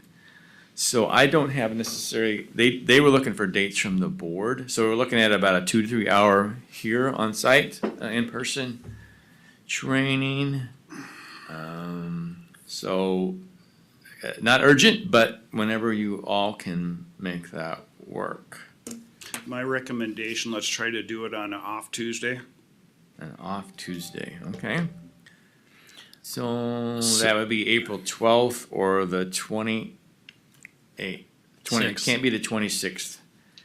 It's the next opportunity to be April, the 26th we have if I recall correctly, is that the meeting with broadband providers? Yes. Yeah, that's an all-day thing on for broadband providers, so it'd have to be the 12th then, or then moving into May. I have to move it, I cannot be here potentially the 12th. So May 10th, May 24th. I could do the 10th. That time of the year doesn't, You might be, doesn't work well in the for me. field. Yeah, you'll be in the field, right? You'll be doing it Zoom then, or what? Have you done this? I've done this already. Yeah. I think it's been 4 or 5 years since we've done it. It's been a while, huh? Yeah. May 10th or May 24th? Yeah, I can remember Jim actually telling us that the next time we were gonna do it, he wouldn't be here. Would the 24th work potentially? I mean, I know it's season. Yeah. May 24th at 9 a.m.? Yeah. Okay. Here in the boardroom? Gonna go out 2 hour, 2 to 2.5 hours. Okay. All right. And the last one I have, well, next to the last one. Is there a starting time for that? 9 a.m. 9 9 a.m., yeah. At 9, here on site. Jerry Machi from Soil and Water invites you to join the Soil and Water Board on April 5th after your board meeting for lunch at Jack and Dwelm's. For maybe Commissioner Pop, Commissioner Hunter, you may recall, the county board used to meet on a pretty much annual basis with the Soil and Water Board. It's just kind of a lunch, informal, here's some updates. I think Jerry wants to bring in someone from Bowser to talk about One Watershed, One Plan. But it's mostly just an informal get-together. The date again, Monty? April 5th, it'd be after your next board meeting. So it'd be a lunchtime event at Jack and Jim's in Dwelm. So I would presume 11:30-ish down there, so. Okay. At Jack and Jim's in Dwelm. And it looks like the final thing we have here, Till I get the mic. You're invited to the greater, there's more than one. No. You're invited to the Greater St. Cloud Development Corporation's All Investor Meeting and Spring Recognition Event, April 7th from 4 to 6. 4 to 6 at the new park facility in Sauk Rapids that they call the Clearing, that nice big building there down by Colburn's in the river. It's a beautiful facility, 4 to 6. So we'll register everyone for that. They used to do these at 7:30 in the morning. Yeah. Yeah, these used to be morning meetings all the time. Okay. They've Yeah. kind of switched their tune here to. So let's just go ahead and register everyone. And I definitely like That is all we have. Yeah, me too. I don't like the 4 to 6. That's it. Sure, yeah. Commissioner Johnson, you have something to add? Did Monty have one more yet? That was it. That was That was it. it. Yep. That's it. And I don't know that we have to decide today, but I want to make sure to keep it out in front of us. We need to establish a local option sales tax discussion along with our road plan discussion. I want to keep that in front of us, and maybe with that discussion is the driveway policy. We can work that all into one. All into one, All one in cow. one. That'll be enough for a cow, but we Yeah. want to get, I don't know what your thoughts are, Chris, and I realize we're up to our neck in ditch authority things too, so, but I don't want to move this down the road too far. It's all just time and money. For Yeah, sure. might as well, I mean, we can go ahead and set it today, at least Okay. we get it in the calendar. Those three items, you okay with that on a cow? Lost? Yeah, that's road? fine, yeah, so Okay. it'll just be a cow for our department then. Yep. So, Local option sales tax, driveway, and I'm sorry, what was the Driveway third? policy and then our 5-year road plan. Of course, Review it. okay. You know, Chris, I don't know if is it too early to schedule your road tour? If you want, I guess we should ask the question, does the board want a spring road tour? I personally have no need or no desire to keep driving on the same roads that we know we're gonna fix. That's just my opinion. Yeah. You Is know? there anything real new for us, Chris, from last year that you would? I mean, I could always come up with something new. I like to do both. I like to visit like what we've accomplished, and sometimes it is the same thing, just showing that like, okay, like if it was just using Casella 3 as an example to show, another year of not being able to get funding for it, this is what the road looks like. But we have a lot of data we can show the board without actually seeing it. It's completely up to you. I'll work with, if you would like to have one, I'll certainly get that scheduled and get the van rented and stuff, but we can do a cow here in this room as well. So to talk about those same things. So if we do a call early enough, we can discuss that at the cow. We could. Typically, road tours happen about May anyway, so, yeah, so if we schedule for a cow in April, and that's what I'm requesting, it's gonna probably be April before we're ready. Right. So this, okay. What would be preferred target dates for a highway committee of the whole then in April? I heard earlier we were talking about kind of off Tuesdays. So, But we did I hear have the that 12th public wasn't, hearing the 12th on wasn't gonna work? nor was- Monday, the 11th for the other ditch stuff. Yeah. Is that next Tuesday, the 12th? Was that? It's not open? gonna work for commissioner. Okay, I That's wasn't it, paying no. attention. And 26th is out. Yeah. Wednesday, the 13th? No, Wednesdays are bad for you, Yeah. Richard. Okay. So now we're down to Monday or Tuesdays, Mondays right? or Tuesdays, Do yeah. do the 11th. No, we got ditch on the 11th, April 11th. Got ditch authority? That's where we continued all those. Yeah, well, that's right. So we got Monday, the 18th. Yeah. We can do that. Could do that. We could do Monday, the 18th then, Chris, for a cow for you. Okay. Local option sales tax, road plan, driveway policy, and Yep. kind of an updated 9 or 8, 9. 9 o'clock. 9. Wow, wow, wow. And you guys think we don't have a lot of meetings? And one final thing, Mr. Chair, I should just mention is you have an upcoming, you have a committee of the whole coming up, I believe it's the 22nd. Yeah. I see. And it's, the original topic were Yep. Got various that department scheduled. development issues and redistricting. I would just suggest that we'll remove redistricting from that agenda. Correct. Yeah, Yep. okay, just to be clear on that. we That's will the not- Eagle View one. Eagle View is on that? Eagle View Commons is on that? Yes, Yeah, that's okay. one of the subjects is Equal View Commons, is on there, but we'll remove redistricting then as we post the amended agenda. Need cows. We need it, yep, Oh. we do. That's okay, Beth. Oh, hold it. Yeah. Commissioner Kapinski? This isn't, well, I guess we can make a motion on the cow. I don't think anybody else is going to the Minnesota Department of Public Safety deal. So why don't we do this and then I'll. Okay, we'll bring that one up. Okay. All right. Mr. Chair, I'll move to approve Remove, the yeah. cows that we established, and hopefully Beth's got these too, but the employee forums on 4/5, 8/2, and 11/1. Our Bend in the River tour on April 18th at 4 PM. Board training for emergency management responsibilities, that'll be in person here on May 24th. Lunch with the Soil and Water Conservation District on April 5th at approximately 11:30. Greater St. Cloud Development Corp., April 7th from 4 to 6 p.m. And April 18th, a COW to discuss local option sales tax, our 5-year road plan, driveway policy, and kind of a in-person review of our road tour. Wow. Well, we have a motion. I'll second. And a second. Any Wow, fur- that's impressive. Any? Did I get it Or right? Monty. Yeah. Okay, good. Any Not another further- one like this. Any further discussion? If not, I'll call the question. All in favor, say aye. Aye. Commissioner Gopinski, you have something? Yes, I'm gonna be doing probably a, emergency management conference up in Brainerd. It just happens to be April 25th through the 27th. Yep. So what I'm gonna do is I'm gonna go Monday, come back Tuesday, and go back as soon as we're done on Tuesday. And I think Kyle, Captain Dusing is gonna be there. Yep. So I'm gonna attend that, and just a note that I will be on vacation starting next Wednesday through the 2nd. So, but I've got a couple meetings I gotta do from there, so.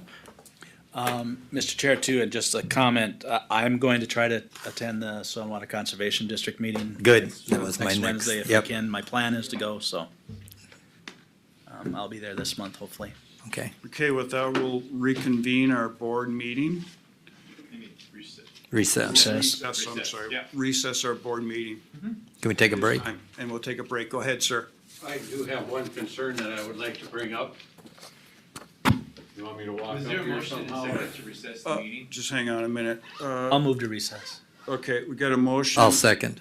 And a second to recess the meeting. All in favor, say aye. Aye. I would suggest any public Correct. commentary should be held for when you resume. your board Resume, meeting, rather yeah, than in just- outside during the recess. In just, yeah, so we'll resume in about 2 minutes. And then we can let you, we'll resume in about 2 minutes and then we'll let you, talk.